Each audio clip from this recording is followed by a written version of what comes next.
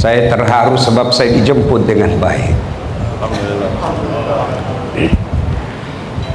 Itulah sebab saya datang menyapa jamaah yang ada di bawah. Saya senang lihat adik-adik saya yang mau dengar ceramah saya.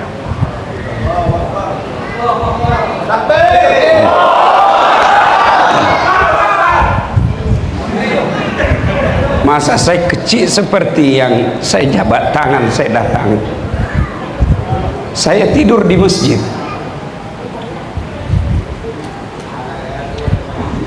Saya kalau Ramadan, sebab orang tua saya orang susah, 30 malam saya bermalam di masjid. Kalau masuk Ramadan, bertahun-tahun saya lakukan itu semenjak saya kecil sampai sekolah atas. Allah bagi saya balasan. Bukan saya hebat, bukan saya jago, tapi Allah angkat derajat saya.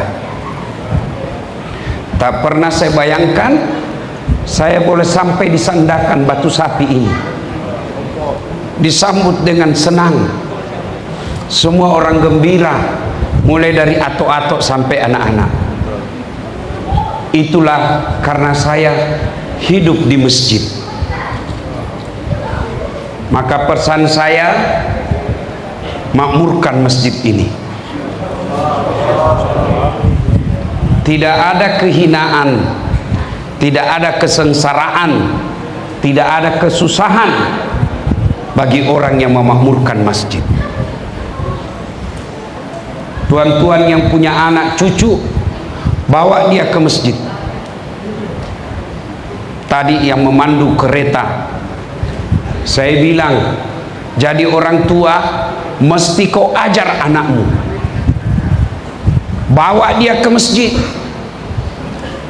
Kalau kau lahirkan dan kau tidak bina, tidak didik, apa bedamu sama kambing?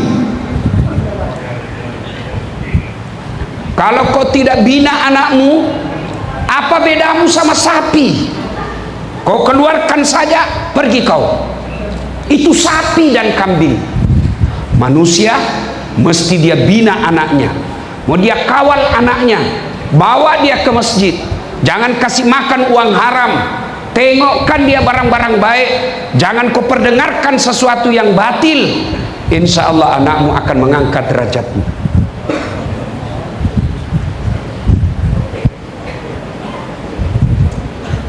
Ibu bapak saya orang susah.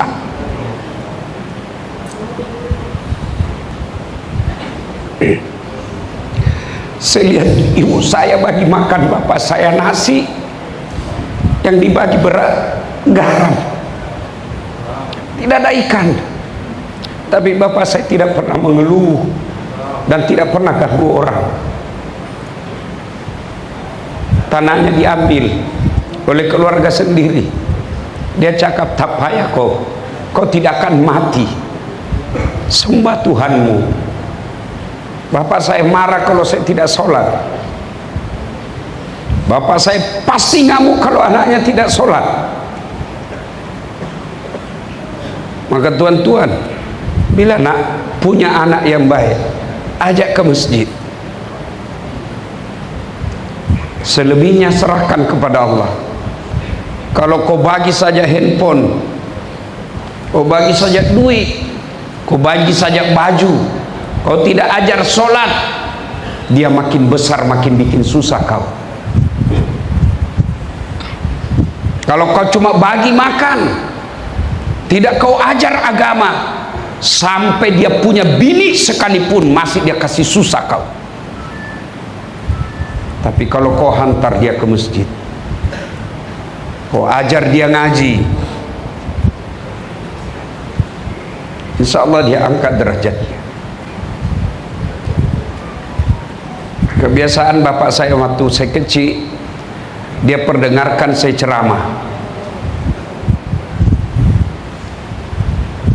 Apa dia bilang? Kau dengar ceramah, apa yang saya dapat, minimal saya tahu agama. Soal saya amalkan atau tidak, kita doa lagi. Tapi kalau anakmu tak pernah dengar dakwah, macam mana mau dia tahu agama? Coba anak-anak kita sekarang, dari kecil dia sudah pegang handphone. Apa dia tengok di handphone? Film-film porno. Apa dia tengok di handphone? TikTok yang merusak otaknya. Nasib baik kalau ceramah Dasat Latif dia tengok. Maka saya senang sekali melihat adik-adik saya tadi, mereka gembira menyambut untuk dengar dakwah. Saya pesan khusus kepada takmir masjid, bila ada anak-anak bergaduh di masjid, jangan kau usir. Bersyukur kalau masih ada anak ribut di masjid, berarti insya Allah masih ada orang yang akan melanjutkan makmurkan masjid kita. Tuan-puan yang saya hormati, wa qala idzan bismillahirrahmanirrahim, ya ayyuhalladzina amanu taqullaha haqqa tuqatih wa la tamutunna illa wa antum muslimun. Wahai orang-orang yang beriman, bertakwalah kalian kepada Allah dengan sebenar-benarnya takwa, dan jangan kamu mati kecuali dalam keadaan beragama Islam. Ayat ini Jumat dibacakan khatib. Sejak 1400 tahun yang lalu, tiap Jumat ayat ini mesti dibaca. Kalau ada ayat yang selalu dibaca, pasti ayat itu penting. Saya nak tanya, masih ingat masa Covid 2020, 2021? Masih ingat Covid? Masih ingat? Ada anjuran yang selalu diumumkan. Apa itu? Ada yang ingat? Anjuran pengumuman yang mesti diumumkan di masjid, di sekolah, di office, di tempat-tempat awam, ada pengumuman. Apa itu? Guna masker. Iya kan? Kenapa guna masker? Masa itu penting guna masker, maka diumumkan pagi, tengah hari, petang, malam, pakai masker, pakai masker. Kenapa? Waktu itu masker penting. Sekarang masih ada pengumuman itu? Masih ada? Jawab dulu, masih ada? Kenapa? Tak penting lagi. Kalau ada yang guna masker sekarang, ada dua kemungkinan: sakit atau hidungnya pesek. Masker penting 2020, sekarang tak lagi. Kenapa? Sudah lempas, Covid sudah selesai. Tapi ayat ini sudah 1400 dibaca terus. Kenapa? Penting. Wahai orang-orang yang beriman, bertakwalah kalian kepada Allah dengan sebenar-benar takwa. Jangan takwa politik. Mana itu takwa politik? Bila nak diundi, bajunya macam Ustadz Dasat, pakai songkok, pakai gamis, muslim. Bila nak dicoblos, selain dicoblos, hilang lagi. Jangan Islam seperti itu. Takwa kau dengan baik, takwa kau dengan sebenar-benar takwa, dan janganlah kalian mati kecuali dalam keadaan beragama Islam. Ayat ini tak masuk akal kan? Jangan kamu mati, berarti mati kau yang ngatur. Jangan kau mati ya, berarti mati mau-mau. Padahal mati, you mau atau tidak, tiba saatnya pasti mati. Ya kan?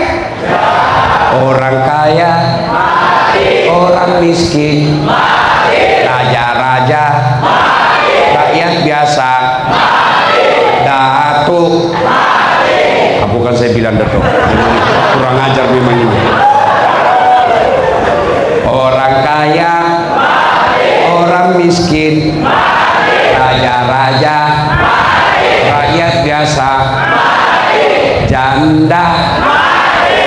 Lagi laju. Semua mati. Semua mati. Mau tua mati, muda mati, kaya mati, miskin mati, artis mati, tentara mati, polis mati, ustaz belakang sikit. Kalau ustaz mati, siapa yang ceramah? Tapi kalau saya tak ada soalan, tuan-tuan duluan, saya belakang boleh, atau saya belakang, tuan dulu boleh juga. Berarti maknanya, tuan-tuan, bukan mati yang jadi masalah. Yang jadi masalah, bagaimana kau hadapi mati. Semua pasti mati, maka mati bukan masalah. You mau atau tak, pasti mati. Berarti yang jadi masalah, illa wa antum muslimun, kecuali matimu dalam keadaan beragama Islam. Ini makna ayat ini. Sampai jam berapa nih?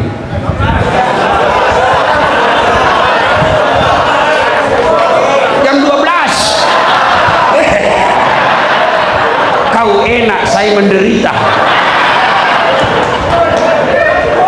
Berarti ayat ini Allah ingin sampaikan, Dato' Anil, kau muslim, tapi belum tentu kau mati muslim. Dasat, kamu muslim, tapi belum tentu kau bawa Islammu mati. Itu makna ayat ini. Banyak orang muslim matinya kafir. Insya Allah kita tidak akan mati dalam keadaan abuk dadah. Amin. Betul. Amin. Insya Allah kita tidak akan mati dalam keadaan berzina. Amin. Dia pergi keke, dia ambil cewek, makan obat kuat, kopi jantan semula jadi. Suk, suk, suk, suk. Kena serangan jantung. Mati. Mati di atas perut. Mati kafir kau, bos. Dia lagi judi sabung ayam, didapat sama polis. Wih, polis, polis, lari, lari. Kata polis, jangan lari. Lari dia. Jangan lari. Masih lari. Polis tembak ke atas. Bah! Masih lari, tembak lagi 2 kali. Bah! Ke atas. Masih lari, tembak lagi 3 kali. Bah! Masih lari, terpaksa ditembak kakinya. Tung! Kakinya ditembak, kepalanya kena. Saya tanya kawan saya polis Indonesia, kenapa, mana boleh kau tembak kakinya, kepalanya kena? Dia bilang, soalnya waktu ditembak dia jongkok.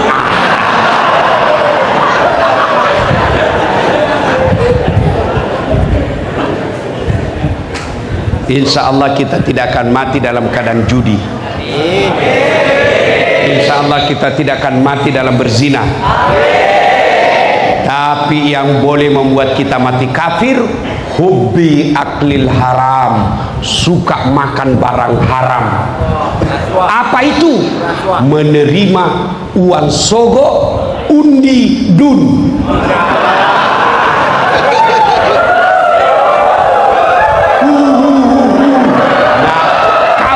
Semua. Saya heran, puasa Ramadan tidak ada lepas puasanya. Rajin jamaah di masjid, rajin dengar ceramah, tapi bila ada calon dun, berapa bos, kau dengar baik-baik, kau dengar baik-baik, tolong jawab saya, tolong jawab. Kalau kau terima uang sogo 300.000 kau kaya tidak? Jawab. Kalau dibagi kau dan kau terima 300 ringgit, kau kaya tidak? Tidak juga kau kaya. Kalau kau tolak uang 300 ringgit, kau miskin tidak? Tidak juga kau miskin. Namun yang pasti, ketika kau terima uang sogo itu, maknanya kau kasih uang masuk, uang neraka ke dalam perutmu. Yang pasti yang kedua, kau pilih orang yang tidak layak untuk menjadi wakil rakyat. Maka kepada calon yang mau diundi, jangan kau sogok rakyat. Kepada rakyat, jangan kau minta uangnya calon. Kau boleh cakap, kalau ada yang datang bawakan kamu, kau boleh cakap, jangan kau hina saya. Memang saya miskin, tapi harga diriku tidak 100-300 ringgit. Itu baru.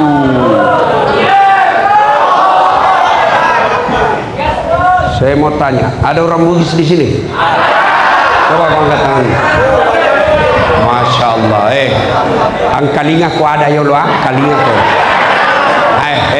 Kau dengar ini sesama orang Bugis. Ini orang Bugis. Jangan kau kasih malu orang Bugis, bos. Jauh-jauh kau merantau tinggalkan tanah Bugis, kau mau disogok 300.000. Orang Bugis punya harga diri.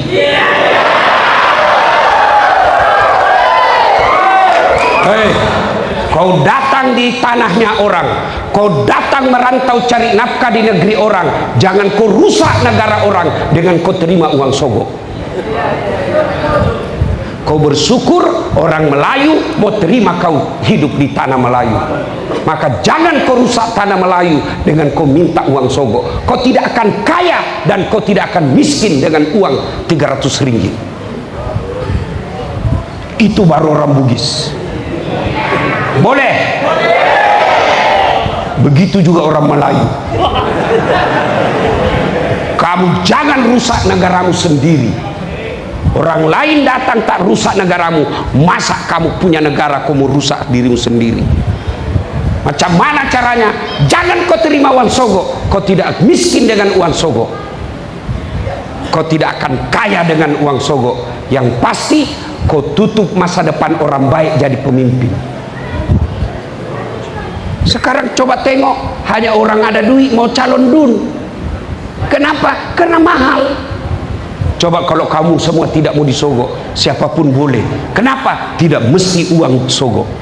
Inilah makna ayat, sehingga 1300 mesti diulang-ulang ayat ini. Kenapa? Penting, jangan kau makan uang sogok. Bisa? Baru 12 orang. Bisa? Yang di bawah bisa?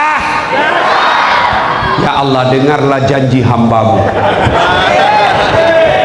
Kalau dia ingkar janji pemilihan dun kelak, dia terima uang sogok, buat hidupnya susah dunia akhirat.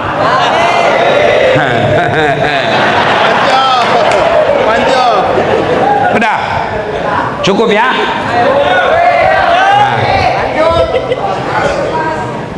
Tiga, ini masjid.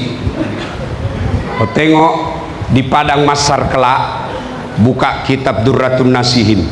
Di padang Masar kelak, matahari dari kepala, kata Nabi, seolah-olah tinggal 1 jengkal panasnya. Bagaimana itu panasnya? Sedangkan sekarang saja kau upacara bendera jam 9 banyak yang pingsan. Padahal matahari masih jutaan kilometer sampai ke atas. Ini nanti matahari seolah-olah macam ini matahari. Rupanya calon kau ya.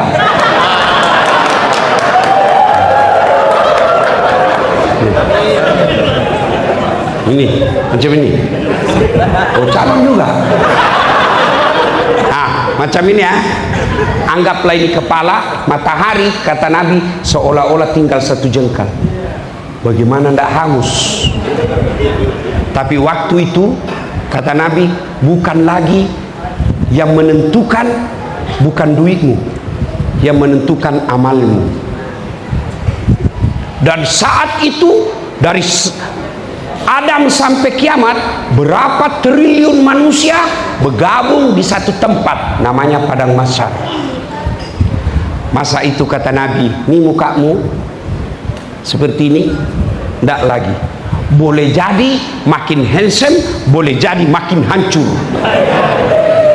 Kau tengok nih mukanya dasar, pesek hitam kecil, ndak handsome memang, ndak, kau bohong. Tapi baik juga, saya senang juga.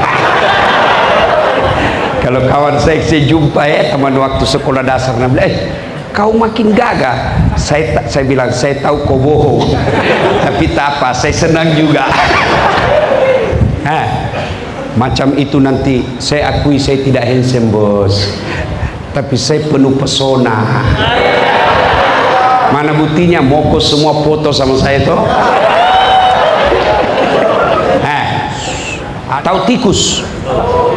Tahu tikus? Balau. Tahu balau? Tikus. Tahu tikus? Balau. Tahu balau? Putar-putar sampai pagi lah itu nanti. Tikus. Kau tengok itu tikus. Apa sifatnya tikus? Dia suka curi-curi makanan. Siapa tikus? Mereka pejabat-pejabat yang ambil uang negara.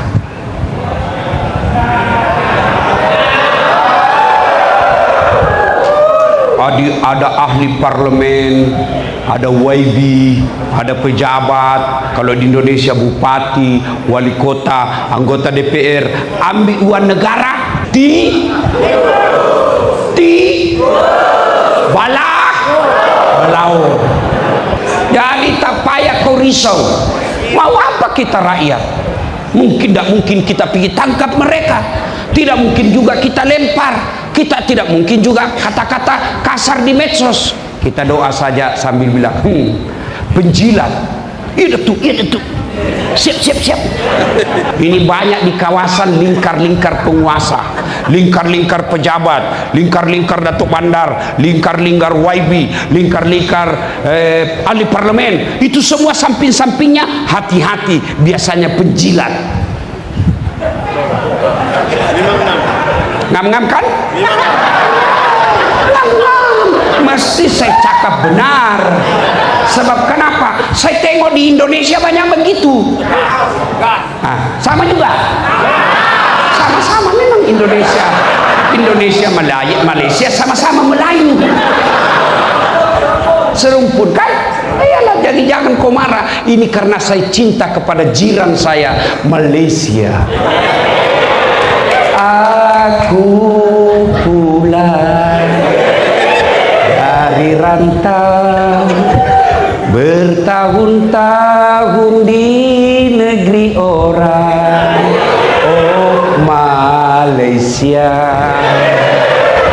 Oh itu sekampung saya pergi merantau Malaysia. Balik dia bawa Milo. Apa sih namanya di sini? Rasuah. Di Indonesia penerima sogo pada saat caleg, pemilihan calon legislatif. Kalau di sini dalam masa akan datang saya tak tahu namanya pemilihan DUN. Di Dewan Undangan Negeri. Ini bukan undangan pengantin. Kamu yang bagi duit, termasuk yang ngantar, termasuk yang driver. Itu semua kau kena nanti. Misal ada calon, kau pergi bawa ini bagi kau di kawasan ini. Yang kena muka anjing, mulai yang bagi duit. Siapa lagi yang terima hantar? Siapa lagi driver? Siapa lagi yang terima? Saya tidak mau jadi anjing. Kalau kau mau jadi anjing, silahkan kau gonggong sendiri. Jangan kau ajak. Saya mau jadi penghuni sorga. Itu baru best. Oke juga? Ngam-ngam. Boleh tahan Bay Nistas. Saya nak minum dulu. Kita salawat dulu. Salatullah salamullah.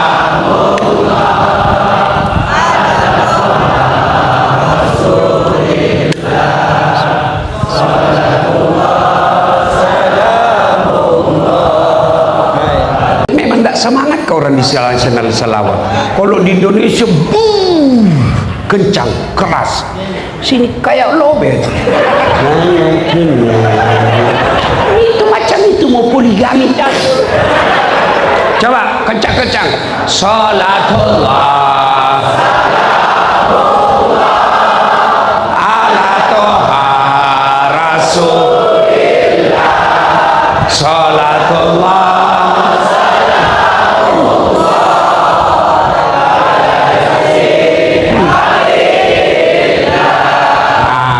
Siapa di antara 7 itu?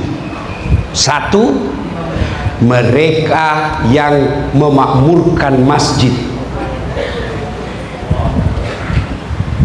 Kita cakap dulu yang pertama. Imamun adil, pemimpin yang adil. Dato Anil, Haji Karim, Arif. Siapa suruh kau tidak bagi namamu dari tadi? Haji Arif, bila Allah takdirkan kamu menjadi wakil rakyat di sini, kau mesti adil. Macam mana adil? 1, adil kalau boleh jangan kau guna uang negara untuk dirimu. Jangan kamu mau dilayan oleh rakyat. Namanya wakil rakyat, dia mesti mewakili rakyat, bukan dia yang dilayan rakyat. Ada orang sekali jadi wakil rakyat mau sombong. Nah, kau jadi wakil rakyat karena rakyat pilih kamu. Namanya wakil. Saya bagi kau contoh ya. Wakil kan bahasanya bahasa Melayunya timbalan kan? Ya, di sini wakil ke Indonesia. Mana lebih tinggi ketua polis dengan wakil?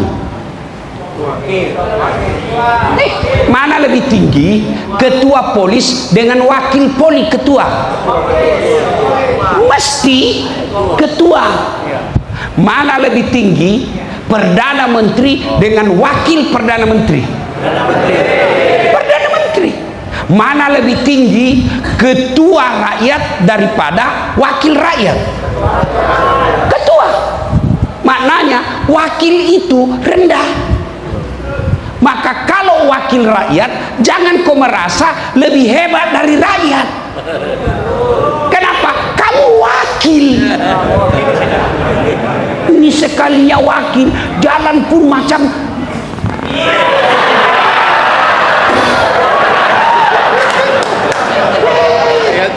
banyak itu. Kalau mau calon, baik betul. Sekali terpilih.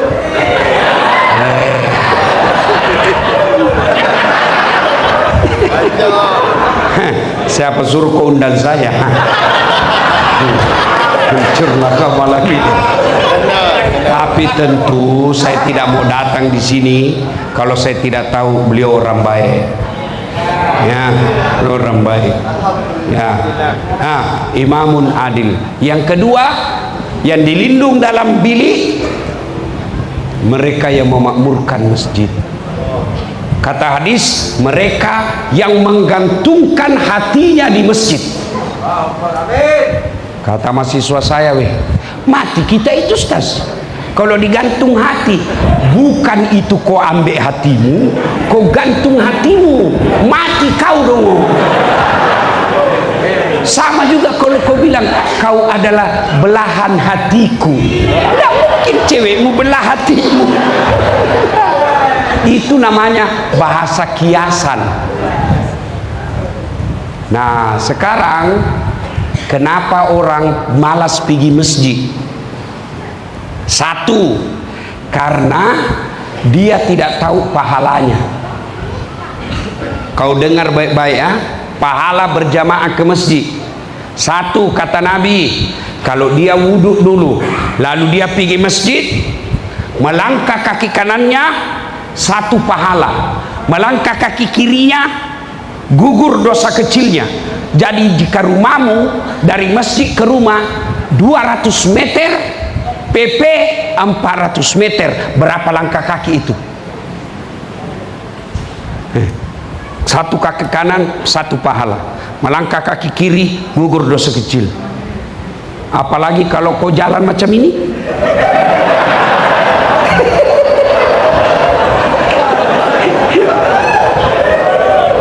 Ya. Ya.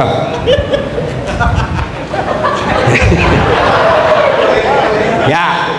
Melangkah kanan satu pahala, melangkah kiri gugur dosa kecil. 2, pahala berjamaah. Semua yang kau lewati itu nanti jadi saksi. Tembok, pagar, rumput, tanah, dinding, tegel masjid, karpet, semua jadi saksi. Dia berkata nanti di akhirat, ya Allah, jangan kau masukkan dia neraka, masukkan dia surga. Saya saksinya dia datang berjamaah di masjid. Itulah sebabnya Nabi anjurkan, kalau kau pergi masjid, limpas sana, pergi balik sana, supaya tambah banyak saksi. Jangan juga kau salah paham. Kau tinggal di Batu Sapi, mau pergi berjamaah, kau pergi KK dulu, kau pergi bandar dulu, baru balik. Selesai sudah orang sholat baru kau datang. Nah, itulah juga sebabnya Datuk, orang kalau berjamaah dianjurkan kalau kau salat sunnah 2 rakaat pindah tempat. Pertama rakaat tahiyatul masjid, Allahu Akbar di sini. Mau sambung lagi salat sunat qabliyah sebelum rawatib, qabliyah duhur misalnya, kau pindah lagi. Sudah itu pindah lagi, supaya apa? Tambah banyak saksimu di akhirat. 3, apalagi keutamaan datang berjamaah. Kalau bajunya basah karena hujan, atau bajunya kena debu, maka itu baju yang debu dan baju yang basah itu nanti akan menjadi seperti pelindung agar kau tidak disentuh api neraka. Cuma jangan juga kau salah paham. Sudah dengar begini, hujan, dia tunggu hujan keras, dia buka payungnya. Itu asli beleng-beleng itu. Ya. Apalagi keutamaan berjamaah. Ini yang paling populer. Lipat 27. Maknanya 1 kali kau sholat di masjid, 27 kali kau sholat di rumah, baru sama pahalamu. Apalagi keutamaan berjamaah di masjid. Di masjid insya Allah lebih khusyuk. Kalau kau di rumah kan bingung, ini saya sudah tahayat atau belum, 3 atau 2, sudah apa belum. Tapi kalau di masjid tidak perlu risau. Kenapa? Ada imam. Apalagi keutamaan berjamaah di masjid. Di masjid ada doa bersama. Mungkin kita tidak tahu baca doa, mungkin kita tahu banyak dosa, tapi ada imam hafal Quran, alim ulama, mimpin doa. Dia yang berdoa, satu masjid kena semua doa. Itulah sebabnya imam bila berdoa, bacalah doa yang orang tahu makna doa itu dan perdengarkan. Biasa juga ada doa kita tak tahu apa dia minta, kita di belakang amin saja. Amin, amin. Pangkalingai ki bosaga milau. Kasih dengar juga kita apa kau minta. Siapa tahu yang jadi imam anak bujang, dia minta, ya Allah bukakanlah pintu jodoh bagiku, ya Allah bukakan jodoh bagi kami. Kata bapak di belakang, amin. Didengar bininya di atas, bininya cakap juga, amin. Itu berarti kau izinkan suamimu kawin lagi. Ya, inilah keutamaan berjamaah. Belum lagi di masjid, insya Allah silaturahmi. Siapa yang mau dipanjangkan umurnya, hendaklah dia bersilaturahmi. Maka datang ke masjid, pahalanya banyak. Dua, kenapa orang malas masjid? Satu tadi, dia tidak tahu. Dua, dia tidak tengok pahalanya. Coba kalau si Arif, Haji Arif umumkan, siapa yang datang sholat subuh berjamaah, saya bagi 2 liter minyak goreng, 10 kilo beras, 20 ringgit duit. Saya yakin jam 5 subuh sholat, jam 2 sudah penuh masjid. Kenapa? Dia tengok ada 2 liter minyak goreng. Padahal berjamaah di masjid, kata Nabi, andai kau saja lihat pahalanya, kau akan datang ke masjid meskipun kau dalam keadaan merangkak. Ada lagi lebih hebat, kalau subuh kau sholat 2 rakaat sebelum masuk waktu subuh, pahalanya lebih berat yang 2 rakaat daripada dunia dan isinya. Datang ke berjamaah. 3, keutamaan kenapa orang malas ke masjid. Manajemen masjid tidak bagus,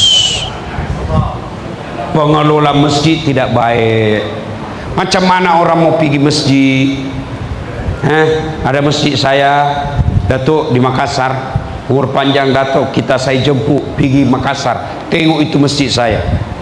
Masjid saya dibawanya kolam, melingkar dia, di tengah itu masjid. Dibawanya masjid kolam, ikannya ikan koi. Imamnya Datuk sudah 2 kali lomba hafal Quran 30 juz, juara 1 di tingkat Sulawesi Selatan. Hafal Quran. Tukang azannya kita gaji untuk azan. Penceramanya kita bagi judulnya. Ini kau bahas. Masya Allah. Karpetnya empuk, dingin. Di dindingnya kalau selesai sholat nampak langsung bacaan zikir yang dibaca imam, jamaah semua ikut. Dia tengok saja di atas dinding. Mumpung saya ingat, kalau bisa ini kalau sholat jangan diaktifkan karena orang baca. Nih ya, orang pergi masjid senang hati. Itu kalau 10 malam terakhir kita pasang videotron di depan, penuh sampai ke jalan. Padahal tak ada atap, dia di jalan saja ikut imam. 10 malam terakhir Ramadan, malam itikaf, orang nyaman pergi masjid. Ini macam mana orang pergi masjid? Orang yang azan, yang sudah tua atau hayya sholat,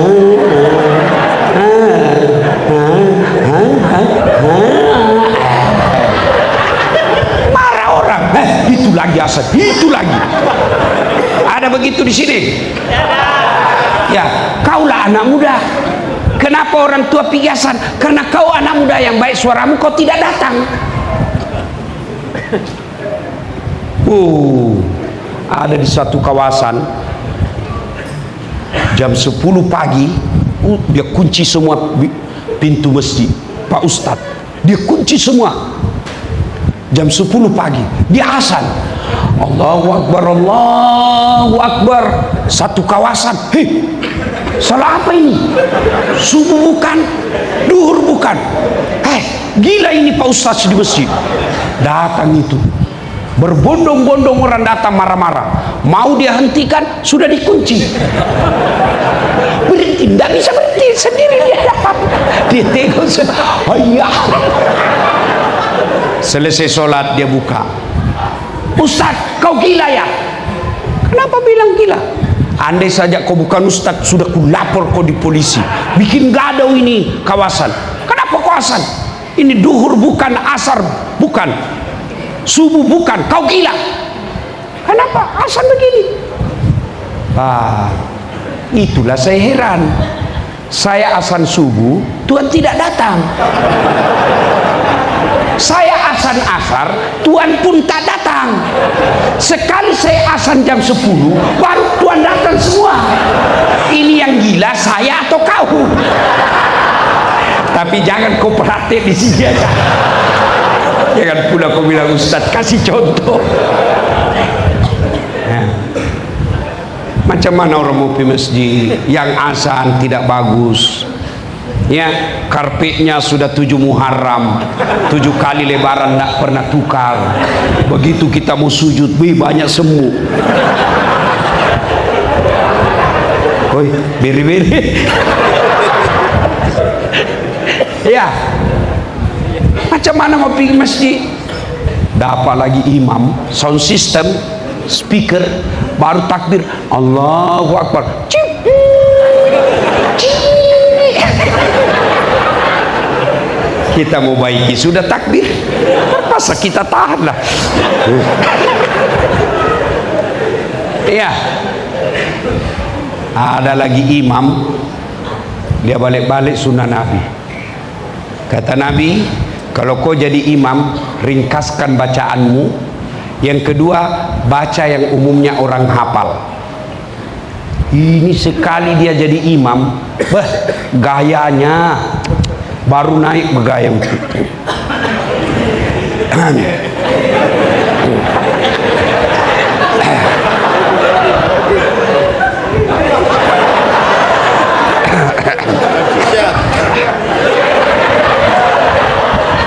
Apa macam? Lama sangat. Allahu Akbar. Ada juga takbir Allahu Akbar, macam dialah penghuni surga terakhir. Allahu Akbar. Jangan panjang-panjang, kata Nabi, pendekkan. Kenapa? Yang di belakang macam-macam jamaah. Ada ibu-ibu yang tahan kentut, dari tadi dia mau kentut, terpaksa dia tahanlah dia.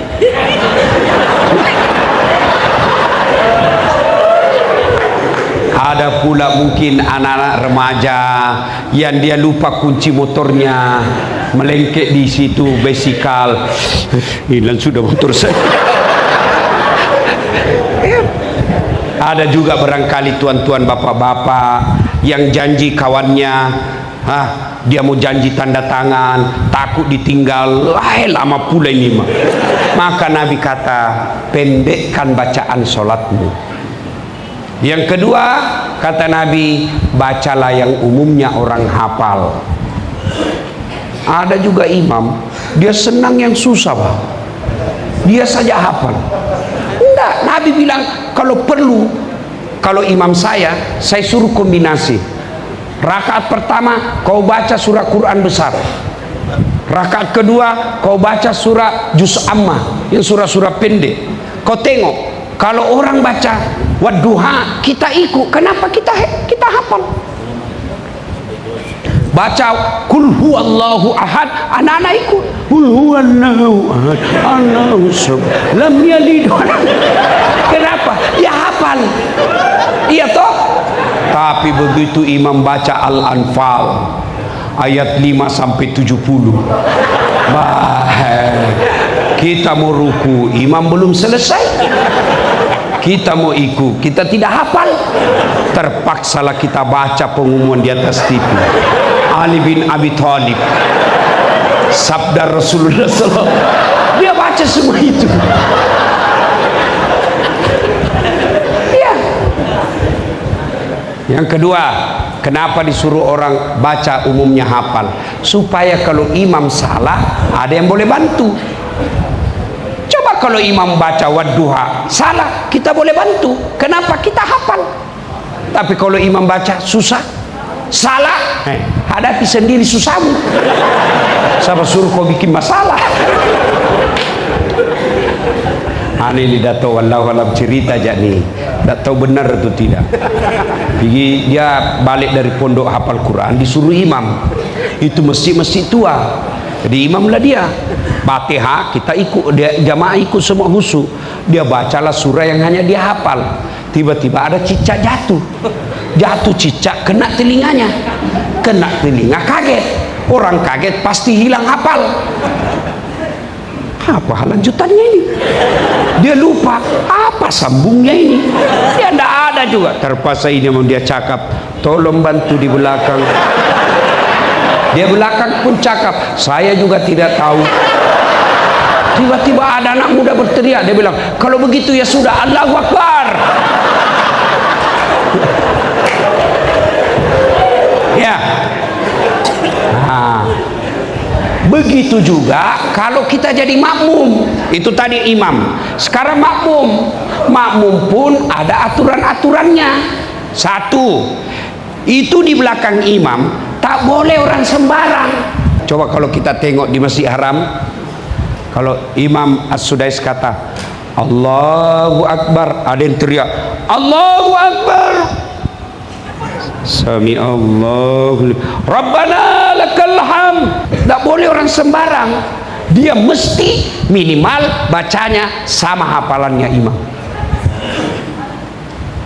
Kalau dalam dunia politik, imam Datuk Bandar, ketua apa namanya, gubernur, apa di sini kalau gubernur? Nah, TYT. Siapa ini? Ahli parlemen. Kalau salah imam, tegur, ingatkan dia. Dia punya program yang tidak menyokong rakyat, tegur. Jangan itu, tak payah itu, ini yang lebih utama. Itu gunanya wakil rakyat. Tegur, ketika cara tegurnya bukan dihina. Coba kalau imam salah, enggak, salah ku imam, dongo ini, enggak, woi salah, tidak. Tapi apa dia ucapkan? Subhanallah. Adab. Tegur orang, jangan kau kasih malu. Tegur orang, jangan kau hina, tapi memuliakan dengan adab. Sudah ya. Makmum yang berikutnya disunnahkan oleh Nabi, kau pakai parfum, minyak wangi, meskipun palsu, pakai guna. Kenapa? Jangan sampai bau badanmu mengganggu orang. Saya sering dapat itu. Kita sudah, dia datang belakang, dalam saya sudah tahu ini orang, wah mati lagi saya ini. Terpaksa kita.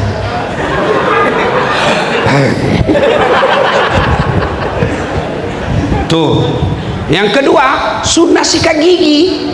Kenapa? Supaya bau mulutmu tidak ganggu orang. Nah, ada juga itu makmum macam dialah paling soleh dalam masjid. Mulai takbir dia ganggu kita. Allah Akbar. Bismillah. Ini bau mulutnya keluar semua sama kita. Itu adab dalam berjamaah. Nah, Bapak Ibu saudara-saudara sekalian, masjid telah dihadirkan. Sayang kalau tidak dimakmurkan. 7 golongan baru 2. Insya Allah kita lanjut setelah apalagi itu undi. Kalau Dato' Anil naik, Haji Arif naik lagi, dengan izin Allah barulah kita datang lagi buat pengajian. Insyaallah. Itulah saja tausiah saya, nak berlama-lama tapi waktu yang membatasi kita. Jumpa lagi di lain masa. Lagi sudah 1,5 jam ini bos, capek saya Pak ya. Nah, terus kau kira saya tukang parkir? Terus tambah. Kau kira saya penjual nasi goreng kampung? Tambah lagi ya. Insya Allah bila nak mau lagi dengar ceramah saya, kau nonton saja di YouTube. Insya Allah ya. Sebelum saya akhiri, saya belum dulu.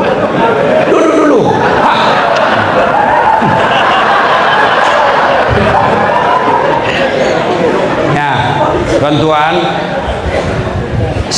Anda nak lama-lama bersama saya damping selamanya 12 hari, sila umroh. Saya ada perancangan umroh bersama ikhlas.com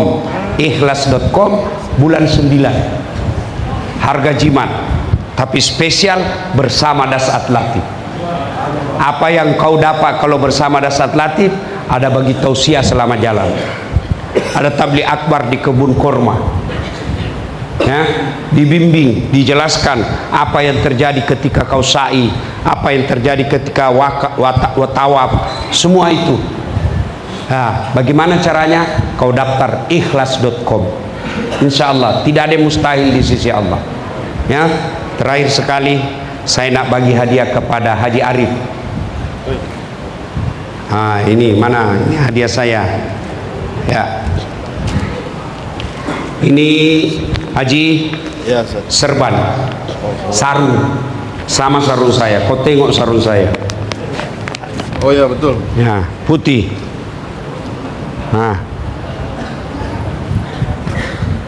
Sarung saya. Kenapa saya bagi putih? Supaya kau putihkan harga diri orang-orang yang ada nanti kau tinggi mewakili kamu.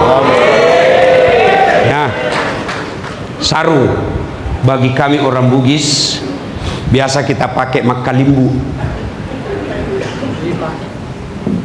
Apa itu makalimbu? Macam ini. Kau pegang itu. Ini namanya makalimbu.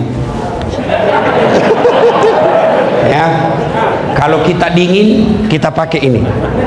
Saya berharap bila kelak kau terpilih, lindungi rakyatmu dari kedinginan.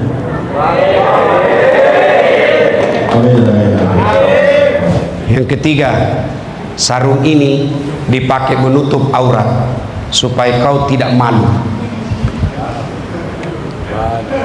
Maknanya begitu Allah takdirkan kau terpilih jadi wakil rakyat, tutup rasa malunya orang-orang yang ada di kawasan. Malu kalau dia miskin, malu kalau dia jahat, malu kalau dia tidak punya sekolah. Angkat harga dirinya. Begitu. Ini sarung saya. Terima kasih. Terima kasih banyak-banyak. Saya mau bagi baju, tapi tidak cocok bagi saya. Ya, terima kasih. Saya juga nak bagi baju, ya, kepada Samsul.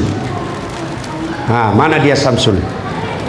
Ini yang drive mobil selama saya di sini. Orang Bugis juga. Saya bagi baju. Ini tak ada dijual. Kau tengok, tak ada dijual. Saya bagi baju untuk Tuan Samsul. Mana si Rais? Dia juga bantu saya selama di Sandakan. Salah satu ciri orang Islam, jika dia bertemu memberi hadiah, minimal hadiahnya adalah doa. Kira ko Rais. Nih. Terima kasih. Terima kasih. Yang lain kalau saya bagi kau semua, habislah saya ini. Kau doakan saja, mudah-mudahan Ustadz sehat walafiat. Dimurahkan rezeki, panjangkan umurnya, boleh lagi datang ke tempat ini. Terima kasih atas segala perhatian. Mohon maaf atas segala kekurangan. Usikum wa nafsi bitaqwallah. Fastabiqul khairat. Assalamualaikum warahmatullahi wabarakatuh.